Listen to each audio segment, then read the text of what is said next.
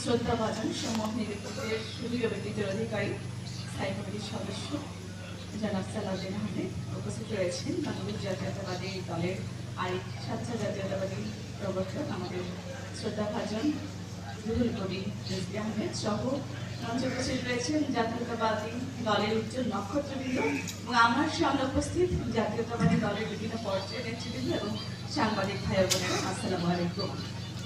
বাংলাদেশের ইতিহাসে বেগম খালেদা জিয়ার মতো এমন উত্তালময় সংগ্রামময় জীবন আর কখনো কেউ পার করেনি। বিশ্বের ইতিহাসে নেলসন ম্যান্ডেলা, মহাত্মা গান্ধী, জওহরলাল নেহরু এবং এমনকি শেখ মুজিবুর রহমান সাহেবও কারাবরণ করেছিলেন। তবে তিনারা তা কারাবরণ করেছেন উপনিবেশিকবাদ কিংবা অভ্যন্তরীণ উপনিবেশবাদের কাছে। কিন্তু আমাদের দেশনেত্রী বেগম খালেদা জিয়া কারাবরণ করেছেন কার কাছে? সর্বোচ্চ স্বদেশীয় রাজনৈতিক প্রতিদ্বন্দ্বীদের কাছে। বিগত ফ্যাসিস্ট প্রধান মাফিয়াতন্ত্র রানী, রংহেডেড খুনি শেখ হাসিনা, নিশিরাতের ভোটের প্রবর্তক রাজনৈতিক প্রতিদ্বন্দ্বিতাকে ব্যক্তিগত প্রতিহিংসায় পরিণত করেছে। সেই জায়গা থেকে আমাদের নেত্রী বেগম খালেদা জিয়া শত নির্যাতন সহ্য করেও যখন জুলাই অভ্যুত্থানের পরে বাংলাদেশের মুক্ত বাতাসে তিনি বক্তৃতা করেছিলেন, সেই বক্তৃতার ভাষা কি ছিল? ভাষা ছিল ধ্বংস নয়, প্রতিশোধ নয়, প্রতিহিংসা নয়, ভালোবাসা শান্তি নিয়ে জ্ঞান ভিত্তিক সমাজ গঠন করি।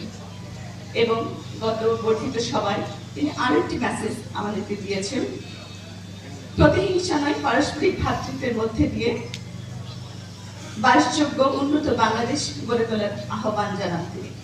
কতটা উদার, গণতান্ত্রিক এবং দেশ প্রেমময় মনোভাব হলে একজন নেত্রী এত নির্যাতনের পরও এমন সুন্দর আহ্বান, শান্তি, ভালোবাসার কথা বলতে পারে।